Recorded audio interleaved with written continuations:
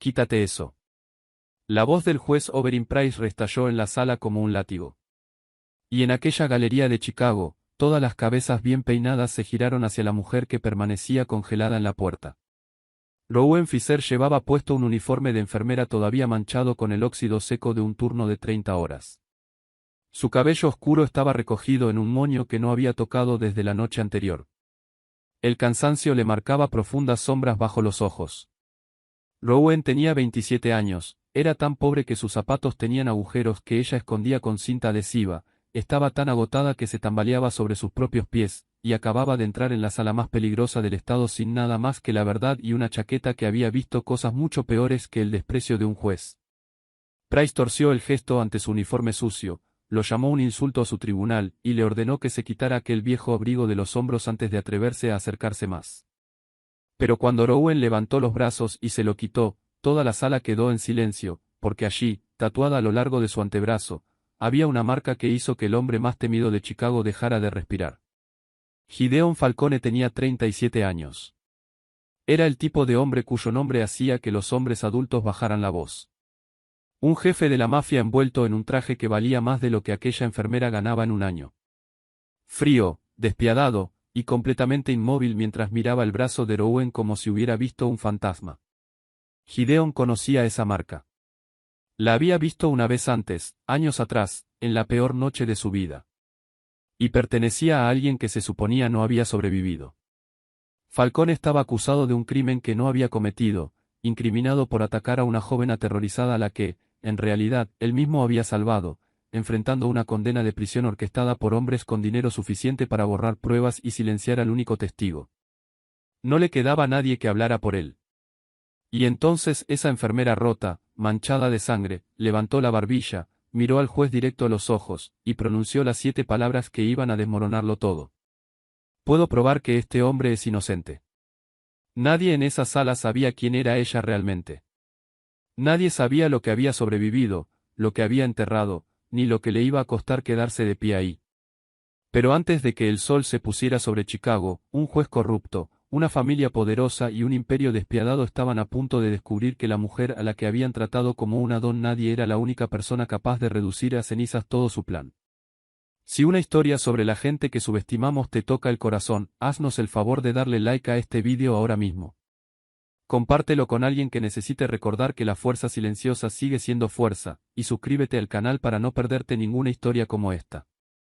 Pero para entender de verdad cómo esa chaqueta sucia cayó al suelo y lo cambió todo, primero debemos regresar al lugar donde esta historia realmente comenzó. Mucho antes de aquel día fatídico en el tribunal, antes de que existiera un juez, antes de las acusaciones, y antes del hombre cuyo nombre la gente solo se atrevía a susurrar, solo existía Rowan Fisher y el zumbido bajo y constante de las luces fluorescentes del Hospital Mercy General de Chicago. Al turno de noche en urgencias no le importaba que ella ya llevara 2 turnos seguidos. No le importaba que sus piernas se hubieran entumecido alrededor de la hora 19, ni que el café en su mano llevara rato frío y amargo. Los pacientes seguían llegando y Rowan seguía moviéndose, porque eso era lo único que sabía hacer cuando todo lo demás en su vida parecía derrumbarse en silencio. A sus 27 años, se había ganado entre las enfermeras más jóvenes la reputación de ser la tranquila, la de manos firmes, la mujer que nunca se sobresaltaba cuando una camilla entraba estrepitosamente por las puertas arrastrando el caos detrás. Confundían su calma con confianza. Lo que no entendían era que esa serenidad se había forjado en otro lugar, un lugar del que ella nunca hablaba, y que le había costado más de lo que cualquiera de ellos podía imaginar. En su casillero solo había 2 cosas que le importaban, una fotografía de su madre y una vieja chaqueta militar verde olivo que nunca explicó. En la foto aparecía una mujer con los mismos ojos oscuros de Rowan, sonriendo desde la cama de hospital que nunca dejaría. Margaret Fisher había pasado los últimos 14 meses de su vida luchando contra un cáncer que el seguro médico, en su infinita sabiduría, había decidido cubrir solo en parte. Murió en primavera. Las facturas no murieron con ella. Rowan cargaba sobre sus hombros casi $90.000 de deuda médica, una deuda que, según cualquier criterio de justicia moral, no debería haberle correspondido a ella, pero que le correspondía según la cruel aritmética de un sistema que hace que los vivos paguen por los muertos. Cada mes enviaba lo que podía, veía cómo los intereses se tragaban casi todo, y se decía a sí misma que la cifra terminaría por reducirse si simplemente seguía presentándose a pagar. Vivía en un apartamento de un solo dormitorio, del otro lado de las vías del tren, donde el radiador gemía todo el invierno y la ventana nunca cerraba del todo contra el viento que venía del lago. Sus zapatos tenían agujeros que remendaba con cinta adhesiva. Su refrigerador apenas guardaba las galletas gratis que se metía en los bolsillos y traía a casa desde la sala de descanso. Nada de eso la quebró. Había sobrevivido cosas peores, aunque nunca decía cuáles. Lo que la gente podría haber notado, si le hubiera prestado atención, era la forma en que a veces sostenía su muñeca izquierda cuando creía que nadie la miraba. Una rotación lenta y deliberada, la mandíbula tensa mientras luchaba contra algo que había aprendido a ocultar. El dolor nervioso iba y venía como el clima. En las peores noches, subía hasta el hombro y se quedaba ahí, secuela de una vieja lesión mal curada en un lugar donde no había habido un buen cirujano. Se había enseñado a trabajar a pesar del dolor. Se había enseñado a trabajar a pesar de casi todo. Esa noche, trajeron a un hombre mayor confundido y aterrado, convencido de que estaba en otro lugar, llamando una y otra vez a una esposa que había muerto 3 años antes. El resto del personal estaba desbordado. Rowan se sentó a su lado. No lo corrigió ni lo apuró. Le tomó la mano y lo dejó creer, por unos minutos, que su Eleanor venía en camino. Cuando por fin se calmó, un residente que pasaba murmuró que estaba perdiendo el tiempo con un paciente que por la mañana no recordaría nada. Rowan lo miró sin enojo. Él recordará que no estuvo solo, dijo. El cuerpo lo recuerda, incluso cuando la mente lo ha olvidado. Luego se levantó, giró su muñeca dolorida una vez, y siguió a la siguiente cama. No lo hacía esperando gratitud. La gratitud era una moneda que había dejado de esperar hacía mucho tiempo. Lo hacía porque ella misma había sido, alguna vez, la persona tendida en esa camilla, aterrada y segura de que nadie iba a venir a salvarla, y alguien había venido. Pagaba esa deuda con cada turno, de la única manera que sabía hacerlo. Cuando por fin llegó su descanso, cerca de las 2 de la madrugada, Rowan funcionaba casi con nada. Se metió en la escalera, donde el resplandor de la máquina expendedora era su única compañía, se apoyó contra la fría pared de concreto, y se permitió cerrar los ojos exactamente 90 segundos. Eso era disciplina. 90 segundos, ni uno más. Y luego seguiría adelante. Pensó en la deuda. Pensó en el apartamento vacío que la esperaba. Pensó, brevemente y sin autocompasión, que había construido una vida definida por completo por las emergencias de otras personas, y que en algún punto del camino había olvidado cómo tener una emergencia propia. Lo que Rowan no sabía, sentada ahí en la escalera con su café frío y el brazo dolorido, era que en solo unas horas una joven sería llevada en camilla por esas puertas de urgencias, temblando y aterrorizada. Y que todo lo que Rowan había enterrado, todo lo que había jurado dejar atrás para siempre, estaba a punto de arrastrarse de vuelta a la luz. La vida tranquila que tanto había luchado por mantener pequeña estaba a punto de convertirse en el centro de algo mucho más grande y mucho más peligroso que cualquier cosa que hubiera enfrentado desde la guerra que jamás nombraba. Pero por ahora, abrió los ojos, volvió a tapar su café, y regresó al trabajo. Todavía había pacientes esperando. Siempre había pacientes esperando, y Rowan Fisher, sin importar lo que el mundo decidiera algún día sobre ella, jamás los había hecho esperar demasiado. Las puertas de urgencias se abrieron de golpe a las 3:27 de la madrugada. Y con la ráfaga de aire frío del exterior llegó una joven sostenida entre 2 paramédicos, las piernas apenas dispuestas a sostener el peso de su propio cuerpo. Rowan lo reconoció al instante, no por razonamiento sino por algo más antiguo, enterrado en sus huesos. Esa chica había llegado al punto donde el cuerpo cruza más allá de la resistencia y entra en un estado de pura supervivencia. Sus ojos estaban bien abiertos, pero no veían realmente nada. Las pupilas dilatadas, la mirada barriendo los rostros a su alrededor sin detenerse en ninguno. La piel pálida y perlada de sudor frío, y ambas manos temblaban con tal violencia que las uñas chocaban entre sí. Dieron su nombre, Delphine Ashby, 22 años, encontrada en un estado de severa agitación, y nadie del equipo de traslado podía decir con exactitud qué le había pasado. Rowan dio un paso adelante, y, en ese momento, bajó deliberadamente la voz, haciéndola lenta y pareja, la voz que usaba cuando necesitaba que un cuerpo en pánico creyera que el mundo a su alrededor había dejado de derrumbarse. No tocó a Delphine de inmediato. Sabía mejor que nadie que, para alguien en ese estado, la mano de un extraño sobre el hombro no era consuelo sino amenaza. En vez de eso, se agachó a la altura de los ojos de la chica, mantuvo ambas manos donde Delphine pudiera verlas, y le dijo que era enfermera, que estaba en un hospital, y que nadie en esa sala iba a hacerle daño. Repitió esas palabras como un ritmo, sin apurarse, hasta que vio que la mirada de Delphine finalmente se detenía y se aferraba a su rostro. Fue el primer momento en que la chica vio de verdad a un ser humano en lugar de una sombra. Cuando Rowan comenzó el examen, lo hizo con un cuidado casi tierno, pidiendo permiso antes de cada movimiento, explicando cada paso en voz alta, aunque no estuviera segura de que la chica pudiera oírla, porque creía que el cuerpo seguía registrando el respeto incluso cuando la mente se había ido a otro lugar por un momento. El corazón de Delphine latía rápido e irregular y su presión arterial había caído de una forma que Rowan reconoció como el resultado de un shock prolongado y no de pérdida de sangre, porque no había heridas abiertas de consideración en ninguna parte del cuerpo de la chica. Y sin embargo, fue precisamente la ausencia de lesiones mayores lo que hizo que las manos de Rowan se movieran más despacio. Alrededor de las muñecas de Delphine había bandas simétricas de moretones, del tipo que se forma solo cuando alguien ha sido sujetado con fuerza y ha luchado por soltarse. A lo largo de los antebrazos había rasguños superficiales, corriendo todos en una dirección consistente. Marcas que Rowan sabía eran señales de resistencia, no el resultado de un ataque unilateral sobre una víctima inmóvil. Anotó cada detalle en el expediente con el lenguaje seco y exacto de la medicina, la hora, la ubicación, el tamaño, el color de los moretones, mostrando que se habían formado poco tiempo antes.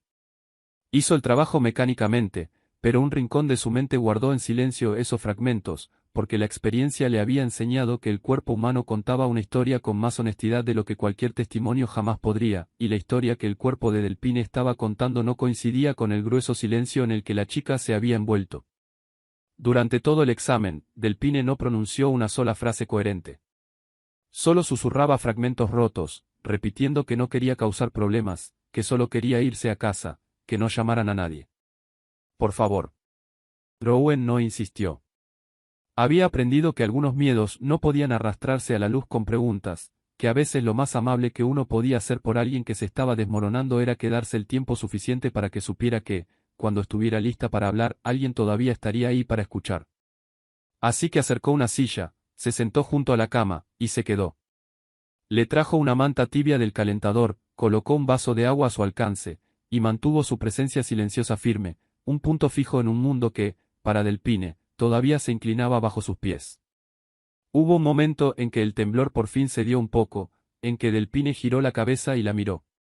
Y en esa mirada, Rowan reconoció algo demasiado bien, la mirada de alguien que acababa de aprender que el mundo podía ser mucho más peligroso de lo que jamás se había permitido creer, y que ahora trataba de descubrir si aún quedaba algo de seguridad. Rowan sostuvo su mirada y no apartó la vista.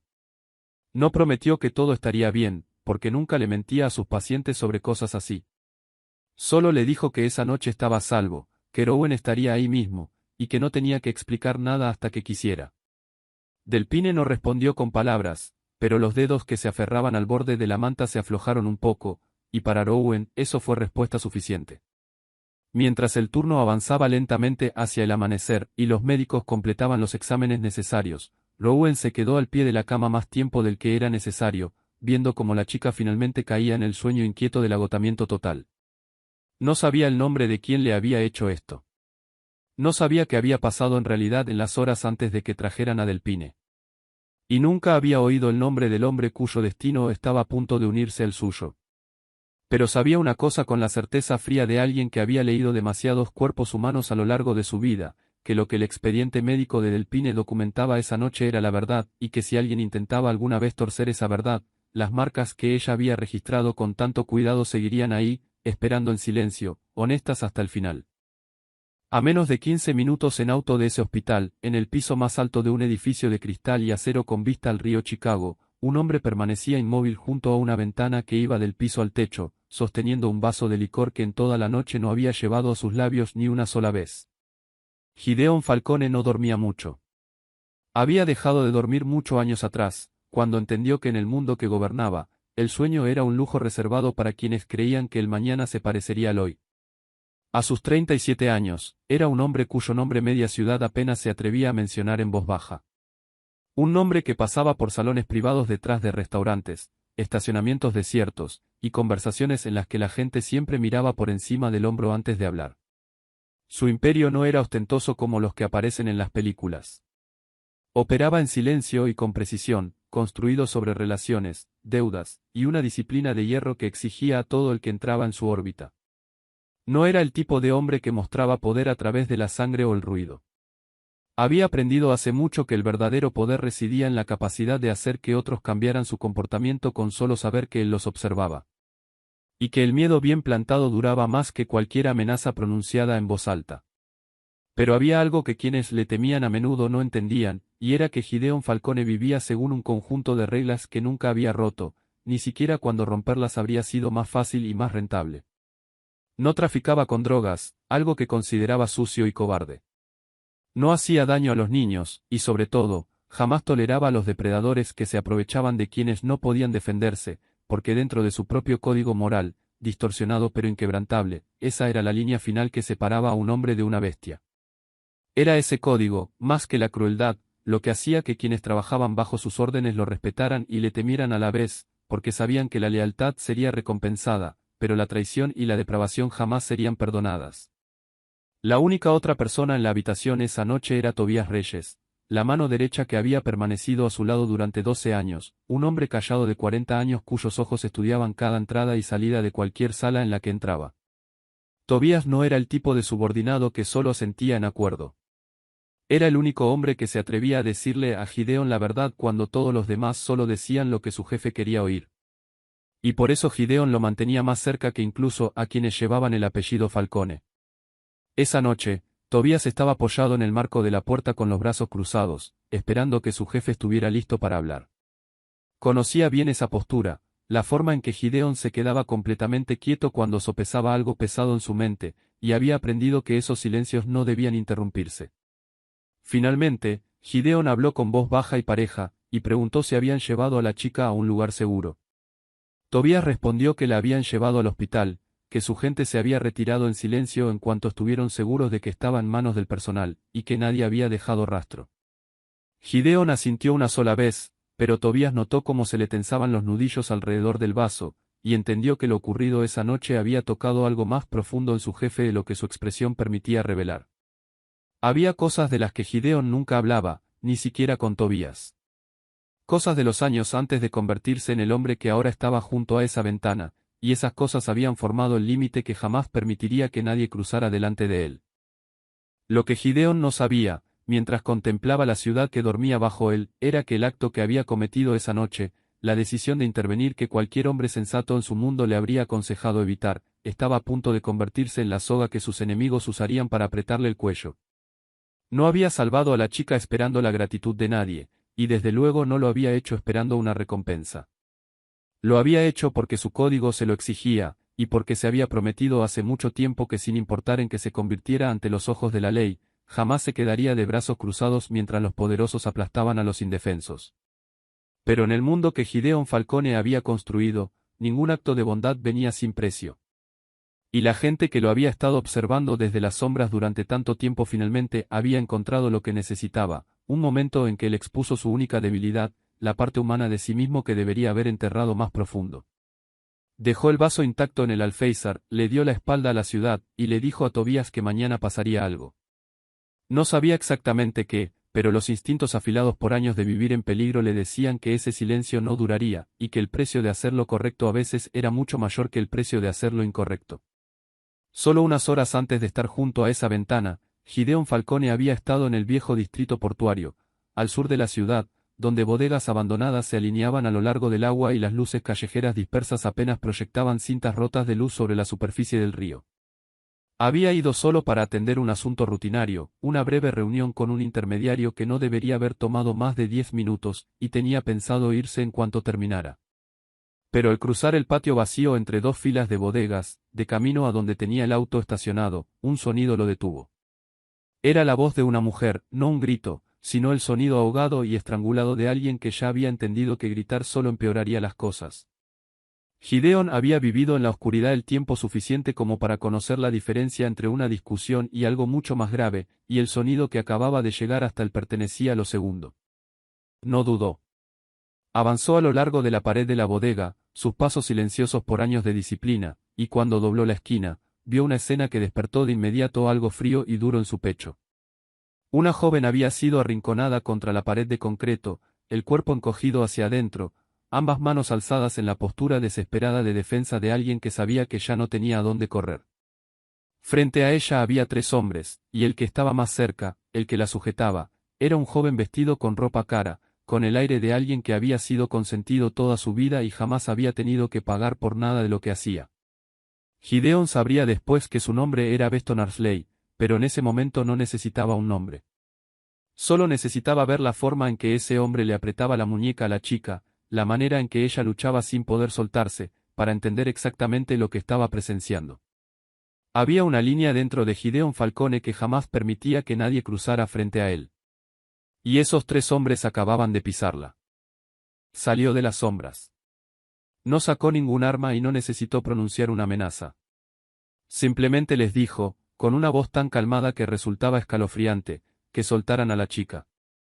La forma en que lo dijo, la absoluta quietud en su tono, hizo que los 3 hombres se congelaran y se giraran hacia él. Los 2 que estaban detrás de Beston, matones contratados y nada más, sintieron de inmediato que algo andaba terriblemente mal en la postura del hombre que acababa de aparecer, en la confianza inquebrantable de alguien que jamás había perdido un enfrentamiento. Pero Beston, protegido por la arrogancia de un hombre que nunca había probado las consecuencias, soltó a la chica solo para avanzar hacia Gideon en abierto desafío. Lo que ocurrió después duró menos de un minuto, y no fue una pelea en el sentido habitual. Fue el desequilibrio absoluto entre un hombre acostumbrado a atormentar a los débiles y un hombre que había sobrevivido en un mundo donde un solo movimiento mal calculado significaba que no habría oportunidad de corregirlo. Gideon se movió con la contención de alguien que sabía exactamente cuánta fuerza se requería y jamás usaba ni un gramo más. Inmovilizó al primer hombre con una llave de brazo decisiva que lo tiró de rodillas. Quebró la voluntad de pelear del segundo con nada más que una mirada y una breve advertencia. Luego detuvo a Beston antes de que pudiera volver a alcanzar a la chica. No lo golpeó por rabia, no lo humilló, y no prolongó el encuentro ni un segundo más de lo necesario. Simplemente le hizo entender, en el único idioma que hombres como Beston sabían comprender, que su juego había terminado por esa noche. Cuando los 3 hombres finalmente retrocedieron, Gideon se volvió hacia la chica y cambió por completo. La frialdad mortal que había mostrado a los 3 hombres desapareció, reemplazada por una cautela casi tierna. No se acercó demasiado y no la tocó. Mantuvo la distancia y le dijo, con voz baja y pareja, que estaba a salvo, que ya nadie podía alcanzarla.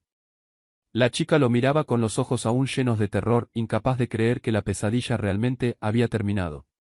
Y en ese momento, Gideon se dio cuenta de que ella estaba entrando en shock, que necesitaba atención médica, no solo un rescate. Llamó a su gente y les ordenó llevarla discretamente al hospital más cercano, y luego retirarse en cuanto ella quedara a salvo en manos del personal, sin dar su nombre y sin esperar agradecimiento. Lo que no previó, mientras se alejaba del puerto esa noche con ambas manos todavía firmes sobre el volante, fue que el joven al que había detenido no era ningún don nadie que tragaría su derrota en silencio, sino el hijo de una de las familias más poderosas de Chicago. Un hombre humillado ante testigos, cargando un odio que no descansaría hasta convertir al rescatador de la chica en un criminal ante los ojos de toda la ciudad. Beston Arsley no volvió a casa de inmediato esa noche. Manejó sin rumbo por la ciudad con la rabia hirviéndole en el pecho. No la rabia de un hombre herido, sino la furia de alguien que, por primera vez en su vida, había sido obligado por otra persona a detenerse. No fue sino hasta que se acercaba el amanecer que apareció en las puertas de la mansión de su padre, en los acaudalados suburbios del norte, lo despertó, y le contó la historia a su manera. Roderick Arsley era un legislador que había ocupado su cargo durante casi 20 años. Un hombre de 61 años, con canas cuidadosamente arregladas y una sonrisa tan ensayada que podría haber aparecido en cualquier cartel de campaña.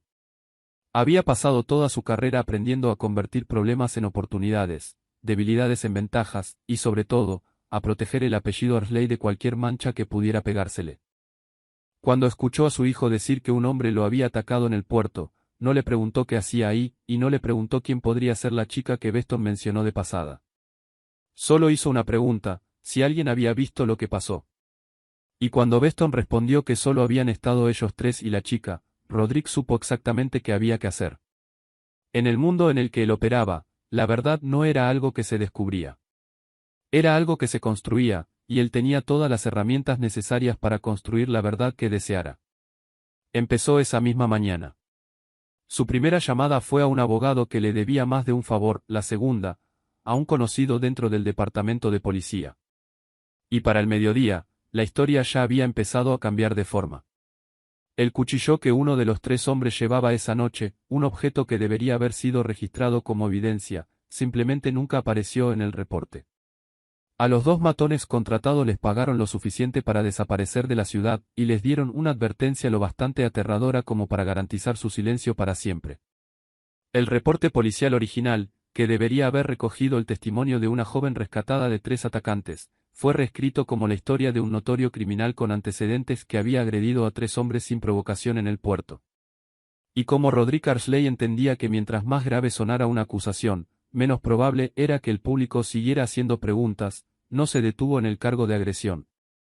Insertó el nombre de Gideon Falcone en una investigación en curso sobre una red de trata de personas y prostitución que la policía llevaba meses persiguiendo sin identificar a su líder, convirtiendo al hombre que había salvado a una joven en sospechoso del mismísimo crimen que había impedido. Fue una jugada despiadada y tan fríamente inteligente que resultaba escalofriante, porque usaba la propia reputación criminal de Gideon en su contra. Toda la ciudad sabía que Falcone era un jefe del crimen, y ningún miembro del público defendería a un mafioso acusado de participar en la explotación de mujeres jóvenes. La reputación que Gideon había cargado durante años se convirtió ahora en la cuerda que sus enemigos usaron para atarlo. Y la amarga ironía era que la rara ocasión en que había hecho algo genuinamente correcto se transformó en el momento que lo puso en el mayor peligro legal de su vida. Cuando emitieron la orden de arresto, la ejecutaron públicamente y con espectáculo deliberado, lo bastante fuerte como para que estuviera presente la prensa, y lo bastante visible como para que las imágenes de Gideon Falcone siendo detenido aparecieran en cada noticiero de la ciudad esa noche. Roderick Arsley lo vio todo desde su oficina con la fría satisfacción de un hombre que acababa de completar un trabajo calculado con precisión. No le preocupaba estar destruyendo a un hombre inocente, porque en su opinión nadie en esta historia era verdaderamente inocente, y el apellido Arsley debía protegerse a cualquier costo. Le entregó a los fiscales un expediente cuidadosamente armado, que incluía un único testigo cuyo testimonio podía desbaratarlo todo, y había tomado todas las precauciones para asegurarse de que ese testigo jamás hablara. Lo que Roderick Arsley, con toda la confianza de un hombre que nunca había perdido, no consideró, fue que en un hospital al otro lado de la ciudad, una enfermera había documentado en silencio unas lesiones en un expediente médico que ningún dinero podía borrar, y que la elaborada historia que había construido descansaba sobre una base mucho más frágil de lo que imaginaba, esperando solo a que alguien con el valor suficiente se atreviera a tocarla. Dieron de alta a Delphine Ashby 2 días después de aquella noche fatídica. Y durante esos 2 días, Rowan pasaba por su cama cada vez que su turno se lo permitía, no por deber profesional, sino porque algo en los ojos de la joven hacía que Rowan no soportara dejarla sola. Pero la mañana en que Delphine se preparaba para irse, Rowan sintió de inmediato que algo había cambiado. El miedo en los ojos de la joven ya no era el terror crudo de alguien que acababa de escapar del peligro. Se había vuelto otra cosa, más tranquila y calculada, la mirada de alguien a quien le habían dicho, en términos inconfundibles, que el silencio era la única opción que le quedaba si quería seguir a salvo. Rowan había visto esa expresión antes, en pacientes a quienes habían amenazado para que se callaran, y sabía exactamente lo que significaba. El día anterior, mientras Rowan no estaba, 2 hombres bien vestidos habían ido a visitar a Delphine. No habían dicho nada abiertamente amenazante, y no dejaron ni una sola palabra que pudiera grabarse o probarse. Simplemente se sentaron junto a su cama y hablaron con voces suaves, diciendo que entendían que había pasado por algo terrible, que solo querían lo mejor para ella. Y entonces mencionaron a su hermana menor. La llamaron por su apodo, Win. Dijeron que solo tenía 17 años, que el camino que tomaba de la escuela a casa pasaba por un vecindario bastante desolado, y que el mundo se había vuelto un lugar tan peligroso para una chica que caminaba sola. No necesitaron decir nada más. Delphine entendió.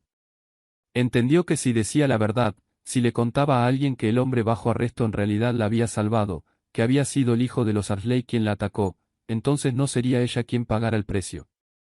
Sería su única hermana, la única familia que le quedaba en el mundo desde que sus padres murieron en un accidente 3 años atrás.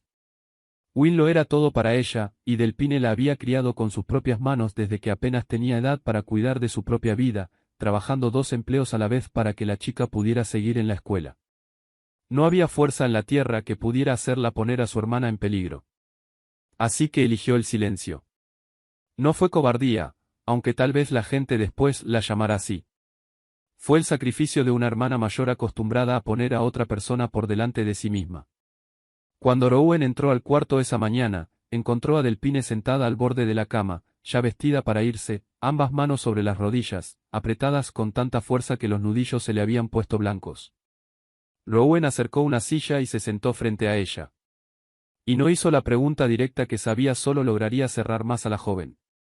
Solo dijo, con voz suave, que a veces cargar algo solo podía volverse más pesado que la cosa misma, y que si algún día Delphine quería soltar esa carga, ahí estaría Rowan.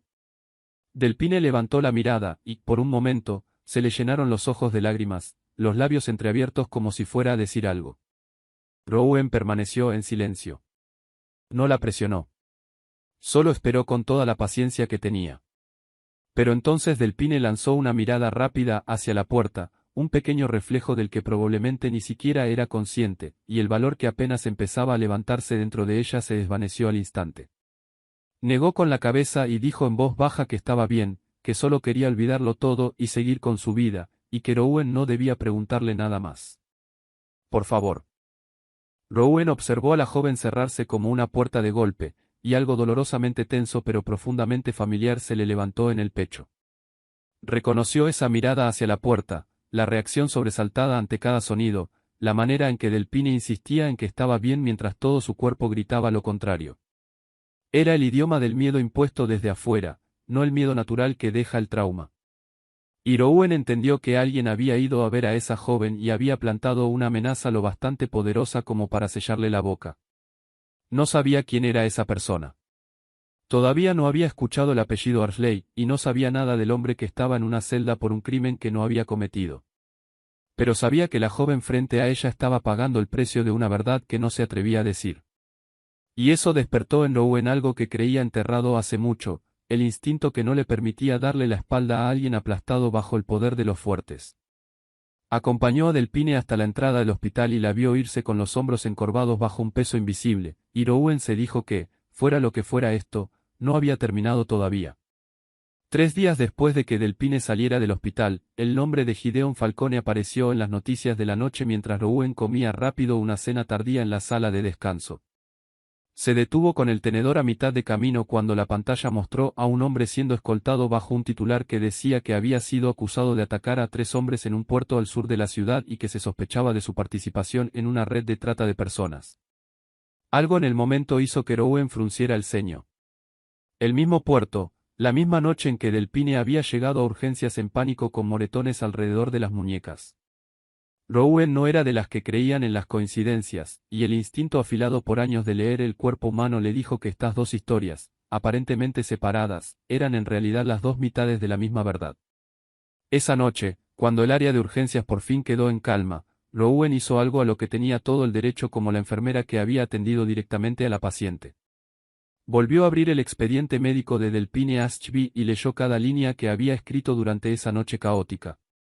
Esta vez con los ojos de alguien que buscaba una historia y no solo documentaba síntomas. Y la historia que contaba el expediente médico no coincidía en absoluto con la versión que estaban transmitiendo en las noticias. Los moretones alrededor de las muñecas de Delphine tenían forma de banda y eran simétricos, evidencia de que una mano la había sujetado con fuerza mientras ella luchaba por soltarse. Y su posición mostraba que la fuerza había venido desde el frente y desde arriba, exactamente el patrón que deja a alguien que sujeta y no a alguien que intenta rescatar. Los rasguños a lo largo de los antebrazos corrían en una dirección consistente, marcas dejadas por resistencia activa. Ni una sola lesión en el cuerpo de Delphine respaldaba la teoría de que había sido víctima del hombre bajo arresto. Al contrario, todo el patrón de traumatismo en su cuerpo contaba una historia completamente distinta. La historia de una joven sujetada por varias personas hasta que alguien intervino y le puso fin. Rowan se quedó sentada frente a la pantalla mucho rato, encajando las piezas con la lógica fría que su profesión le había enseñado. Si Gideon Falcone hubiera atacado a Delphine, entonces el cuerpo de la joven debería tener heridas distintas, y el propio testimonio de Delpine seguramente se habría usado para acusarlo desde el principio. Pero Delpine nunca había dado ninguna declaración. La joven había elegido el silencio, y ahora Rouen entendía por qué. Recordó la manera en que Delpine miraba hacia la puerta, el reflejo sobresaltado, la forma en que insistía en que estaba bien mientras todo su cuerpo temblaba. Y recordó los susurros rotos de Delpine durante aquella primera noche, antes de que la joven lograra construir su muro de silencio. Fragmentos de frases sobre un hombre que les había dicho que se detuvieran, alguien que había salido de la oscuridad y los había obligado a soltarla.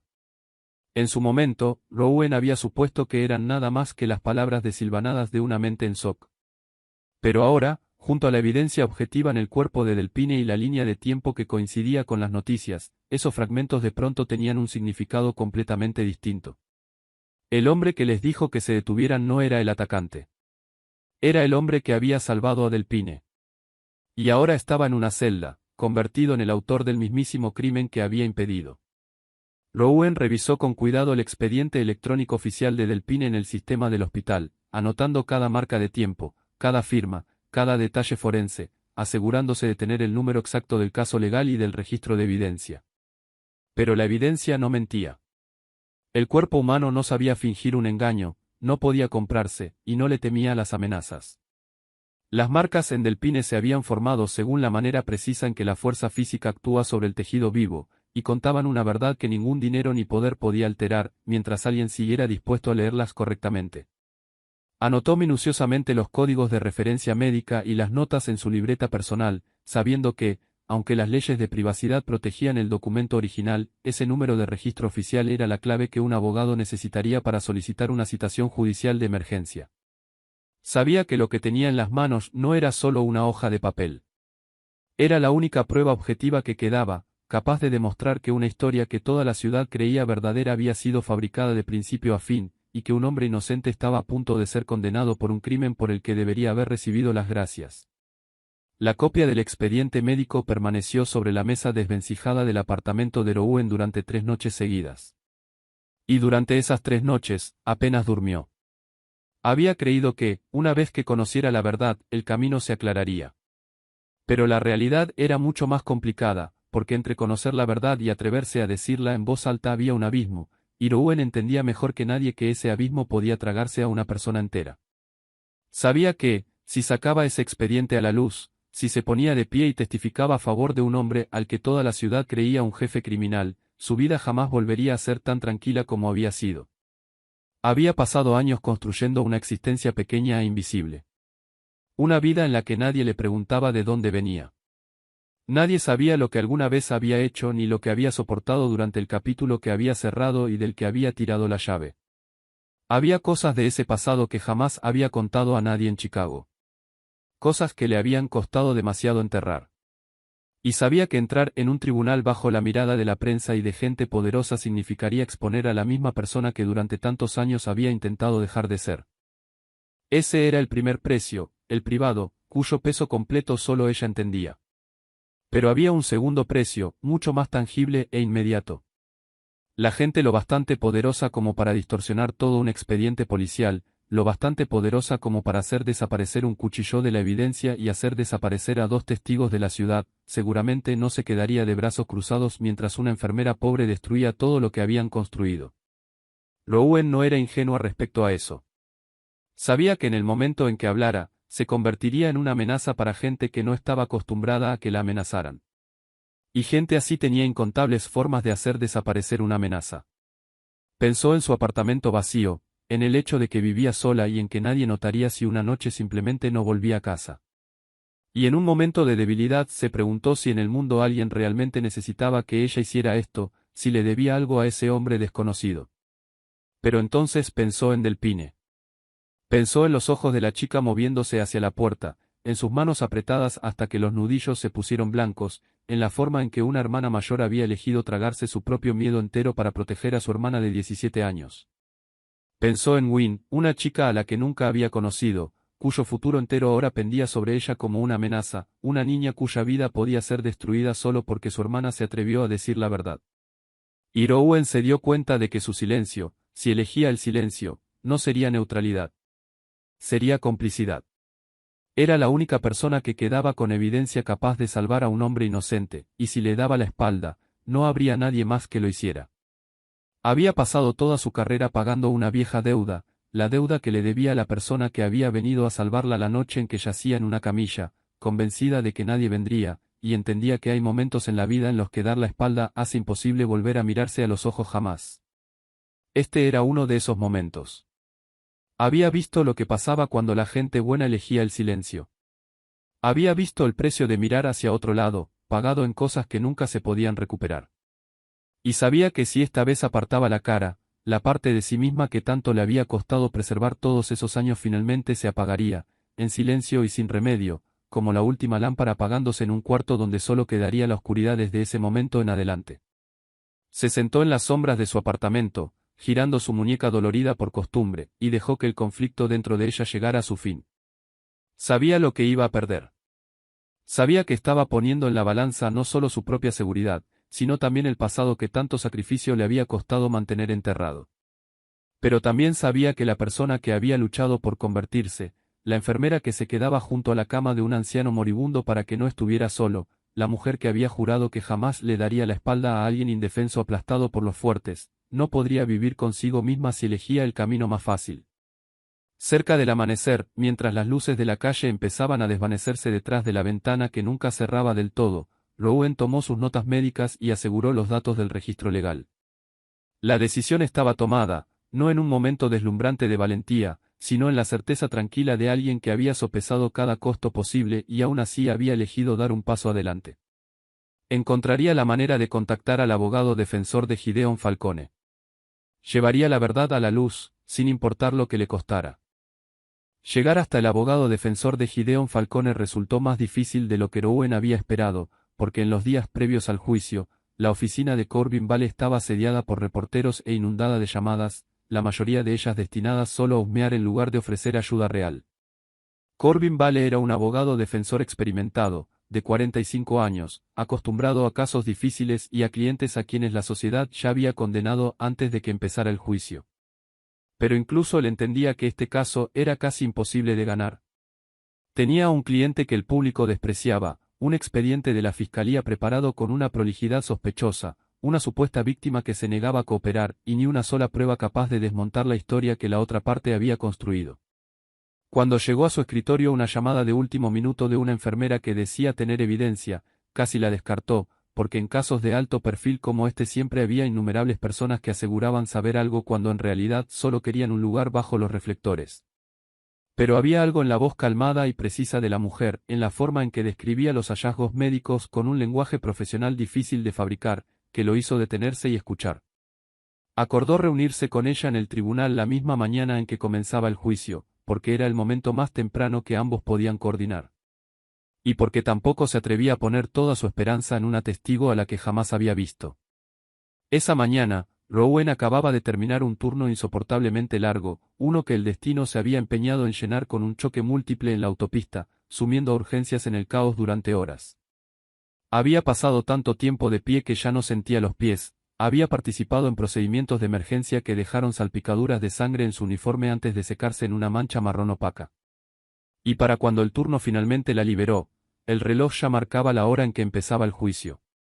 No tuvo tiempo de ir a casa a cambiarse, no tuvo tiempo de hacer nada más que salir corriendo del hospital y cruzar la ciudad. Se echó encima su vieja chaqueta sobre el uniforme manchado, tomó el bolso con sus detalladas notas forenses y los números oficiales del registro hospitalario, y corrió hacia el tribunal con el cabello todavía atado exactamente como la noche anterior. El agotamiento marcado en cada línea de su rostro. El tribunal del condado era un edificio imponente, diseñado para hacer que los seres humanos se sintieran pequeños, con escalones de piedra empinados y columnas altísimas que se alzaban sobre ellos. Y mientras Rowan subía corriendo esas escaleras, con aspecto de haber salido de un campo de batalla, era dolorosamente consciente de lo fuera de lugar que se veía entre los trajes impecables y los rostros compuestos a su alrededor. Corbin Bale esperaba en el pasillo, y cuando la vio, un destello de decepción le cruzó el rostro antes de que pudiera ocultarlo, porque esa mujer agotada y desaliñada no se parecía en nada al tipo de testigo que podría salvar un caso entero. Pero cuando Rowan abrió su bolso y le mostró su análisis forense detallado junto con los códigos oficiales del registro hospitalario, explicando de forma breve y clara lo que las marcas documentadas en el cuerpo de Delpine probaban. La expresión de Vale cambió por completo, y por primera vez en semanas sintió el más leve destello de esperanza. No muy lejos de ahí, la fiscal Meredith Slade conversaba con su equipo afuera de la sala, una mujer aguda y segura de sí misma de 48 años que creía tener en sus manos un caso prácticamente ganado. No sabía nada de la existencia de Rowan, nada del hecho de que la sólida estructura que se preparaba para presentar descansaba sobre una base que podía derrumbarse bajo el peso de una sola hoja de papel. Vale miró hacia Slade y pensó rápidamente en cuándo debía presentar a esta testigo inesperada, sabiendo que el momento lo determinaría todo. Se volvió hacia Rowan y le dijo con urgencia que el juicio estaba por empezar, que él encontraría la forma de ponerla en el estrado, pero que debía prepararse, porque una vez que cruzara esa puerta, ya no habría vuelta atrás. Rowan asintió. Sintió el peso de la pesada puerta de madera cerrándose ante ella. Sintió que del otro lado había una sala donde se decidiría tanto el destino de un hombre inocente como el futuro de su propia vida. Apretó la correa de su bolso, respiró hondo, y avanzó hacia el umbral del tribunal, donde todo lo que había sopesado en la oscuridad durante tantas noches sin dormir estaba a punto de volverse real e irreversible. En ese breve instante, con la mano apoyada en la fría madera de la puerta, se permitió pensar una última vez en Delpine y en su hermana de 17 años, recordándose por qué estaba ahí. Y luego dejó de lado cada duda que le quedaba, tal como siempre hacía antes de los turnos más difíciles, porque sabía que la vacilación era ahora un lujo que el hombre inocente que la esperaba adentro no podía permitirse. 7 palabras cayeron en la sala del tribunal como una piedra arrojada sobre agua quieta, y por un momento que se estiró tanto que pareció detener el tiempo mismo, nadie en la sala supo cómo reaccionar. Entonces la superficie se rompió.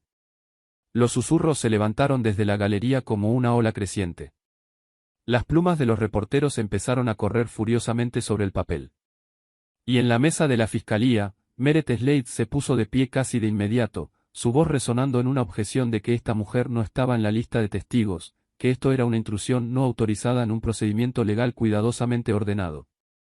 El juez Oberyn Price, que apenas unos momentos antes le había ordenado a Rowan que se quitara su chaqueta sucia, con todo el desprecio que un hombre acostumbrado a juzgar a otros por su apariencia podía verter en su voz, ahora se erguía en el estrado con la expresión de alguien que acababa de ser traicionado por su propia sala. Durante los 19 años que había ocupado ese asiento, había mantenido la confianza de poder leer la verdadera naturaleza de cualquiera que cruzara esas puertas en los primeros segundos. Y había leído a esta mujer como alguien perdida, una figura insignificante de los márgenes, un estorbo que había que retirar lo antes posible. Ahora, al escuchar las palabras que ella acababa de pronunciar, sintió un rastro de inquietud filtrarse en él. No porque le creyera, sino porque la certeza absoluta en su voz no coincidía con la imagen que se había formado de ella momentos antes. Golpeó el mazo y exigió orden, endureciendo la voz mientras preguntaba quién era esta mujer y con qué autoridad se atrevía a interrumpir su juicio con semejante declaración. Corbin Vale se puso de pie de inmediato, aprovechando la oportunidad que había estado esperando, y anunció que la defensa deseaba presentar a una nueva testigo con evidencia directamente relevante para el caso, evidencia que la fiscalía había pasado por alto o deliberadamente ocultado. Slade objetó con más fuerza aún, argumentando que introducir a una testigo sorpresa en el último momento violaba el procedimiento. Pero Vale respondió que si la justicia era en verdad el propósito de este juicio, entonces ningún procedimiento podía permitir que se suprimiera evidencia capaz de exonerar al acusado. Estalló un tenso debate legal entre los dos abogados, y Price se vio obligado a considerar el asunto, porque, por muy profundo que fuera su prejuicio contra la mujer agotada y desaliñada que tenía delante, entendía perfectamente que descartar a una testigo que aseguraba tener evidencia exculpatoria sería un error que un tribunal de apelaciones podría revocar. Y Oberyn Price era, sobre todo, un hombre que sabía proteger su propia carrera. Sin embargo, de todas las reacciones que se agitaban por la sala, la más notable fue la que no hizo ningún sonido. En la mesa de la defensa, Gideon Falcone permanecía inmóvil, y en su rostro, normalmente tan frío y sellado, apareció algo que quienes lo conocían jamás habían visto.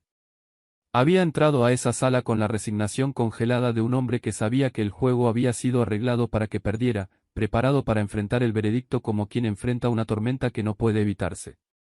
No esperaba que nadie viniera a salvarlo, porque en toda su vida nadie lo había hecho jamás sin exigir un precio a cambio. Pero la mujer que estaba de pie en el centro de la sala, con la marca en su antebrazo que él había vislumbrado cuando ella se quitó la chaqueta, hizo que toda esa resignación se derrumbara en un instante. Él conocía esa marca. Había cargado su imagen durante años, como quien carga una cicatriz que nunca sana. Y verla ahora, en el momento más desesperado de su vida, en el brazo de una mujer a la que jamás había conocido pero que le resultaba aterradoramente familiar, hizo que su corazón latiera con un ritmo salvaje que creía haber olvidado cómo sentir. La miró, luchando por unir piezas que no deberían encajar, preguntándose si la persona que llevaba esa marca podía seguir con vida, si el destino podía ser en verdad tan cruel y extraño como para traerla hasta aquí. En ese momento, para él, Rowan no lo miraba. Mantenía la mirada fija en el juez y permanecía erguida a pesar del agotamiento que le carcomía cada músculo, a pesar del dolor que le subía por el brazo, negándose a permitir que nada en esa sala hostil le hiciera flaquear la voluntad. Había cruzado un umbral del que no había retorno. Y ahora, entre el ruido, entre las objeciones, entre la mirada atónita del hombre al que había venido a salvar, esperaba solo el momento en que le permitieran abrir su bolso y dejar que la verdad hablara por todos ellos. Price finalmente golpeó el mazo, ordenó silencio, y con la voz reticente de un hombre obligado a una posición de la que no le quedaba otra salida, declaró que permitiría que se escuchara a la mujer, pero le advirtió que si esto no era más que una actuación, ella cargaría con las consecuencias. Cuando Rowan subió al estrado y prestó juramento, el secretario del tribunal le pidió declarar con claridad su identidad y ocupación para el registro. Y fue en ese momento, aparentemente rutinario, cuando todo el juicio comenzó a girar en una dirección que nadie había anticipado. Dio su nombre completo, declaró que era enfermera de urgencias en el Hospital Mercy General. Y luego, tras una breve vacilación que solo la gente más observadora habría notado, reveló la información que había ocultado durante años, que antes de convertirse en enfermera civil, había servido en el ejército como paramédica de combate adscrita a una unidad de operaciones especiales, y que había sido dada de baja aproximadamente 4 años atrás. Pronunció esas palabras con voz calmada, casi indiferente, pero produjeron un efecto inmediato en toda la sala. Meredith Slade se detuvo a mitad de la objeción que estaba a punto de hacer. Corbin Bale, quien hasta ese momento tampoco conocía la historia completa de su propia testigo, levantó la cabeza de golpe. Y en la última fila, un hombre mayor vestido de civil, pero con la postura inconfundiblemente erguida de un soldado, de pronto se inclinó hacia adelante como si acabara de escuchar algo imposible. Ese hombre era el coronel Beckett Chow, de 60 años, un comandante retirado del cuerpo médico militar, que casualmente estaba presente en el tribunal ese día por un asunto completamente ajeno. Y cuando estudió el rostro de la mujer en el estrado, cuando escuchó cómo identificaba a su antigua unidad, la sangre pareció congelársele en las venas. Conocía a esa mujer, o mejor dicho, durante los últimos 4 años había creído con absoluta certeza que esa mujer estaba muerta. El nombre que ella había dado no era el nombre por el que él la conoció alguna vez. Pero ese rostro, y especialmente la forma en que se mantenía erguida a pesar del agotamiento, no podían confundirse con nadie más. En la memoria de Beckett Chow se levantó la imagen de una operación de muchos años atrás. Una misión que había salido catastróficamente mal en una región montañosa remota, donde un grupo de soldados quedó atrapado bajo fuego y todos creyeron que sus vidas estaban a punto de terminar.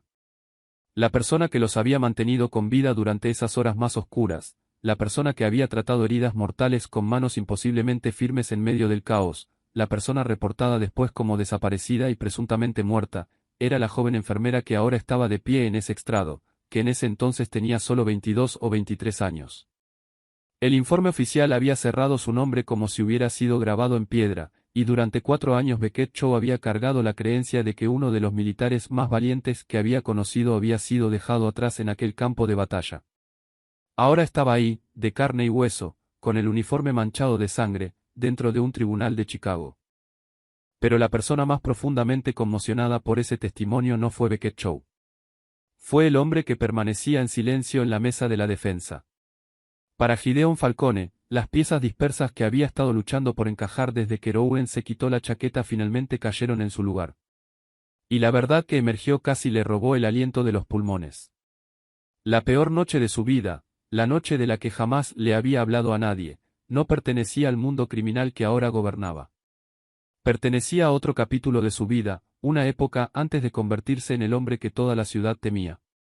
Cuando el destino lo había acercado tanto a la muerte, en un lugar tan lejano que parecía no haber camino posible de vuelta a casa. Y en aquella noche, mientras yacía esperando el final que ya había aceptado, una mano lo había sostenido de este lado del límite. Una voz tranquila le había dicho que iba a vivir. Y la persona a su lado llevaba en el antebrazo la misma marca que él había visto ese día. Nunca había sabido su nombre. Solo sabía que ella lo había salvado y luego había desaparecido entre el caos, y que la había buscado durante años sin encontrar rastro alguno, hasta que finalmente llegó a creer que ya no estaba viva.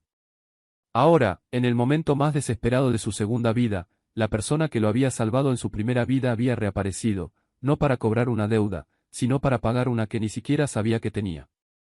Gideon la miró, y por primera vez en muchos años, el hombre que jamás mostraba emoción sintió que los ojos empezaban a arderle. Rowan, por su parte, todavía no se había dado cuenta de quién era en verdad el hombre en la mesa de la defensa, porque en aquella noche caótica de hace tanto tiempo, había salvado demasiados rostros como para recordarlos todos, y porque en ese momento toda su mente estaba enfocada en el deber que tenía frente a ella. Pero la presencia inesperada de Beckett Chow, quien de pronto se puso de pie y confirmó ante el tribunal que conocía a esta testigo, que era una de las militares más honorables con las que había servido, cambió por completo la atmósfera del juicio. El testimonio de una mujer que se creía muerta en combate, confirmado ahí mismo por un coronel del cuerpo médico militar, ya no era la palabra de una enfermera desconocida y desaliñada que Price pudiera descartar sin más. Se había convertido en algo que toda la sala estaba obligada a escuchar. La confirmación del coronel Beckett Chow logró algo que ningún argumento de Corbin Bale jamás habría podido lograr. Le otorgó a Rowan un peso de credibilidad que nadie en la sala podía negar. Podían cuestionarse los motivos de una testigo. Podían descartar a una enfermera desconocida por su apariencia. Pero una militar que había salvado a compañeros bajo fuego enemigo, con un respetado comandante ante el tribunal que respondía por ella, cargaba una autoridad que forzó incluso al prejuicio más terco de Oberyn Price a retroceder. Vale reconoció la oportunidad de inmediato y actuó sin dudar, pidiéndole a la corte que permitiera a la testigo presentar la evidencia en su posesión.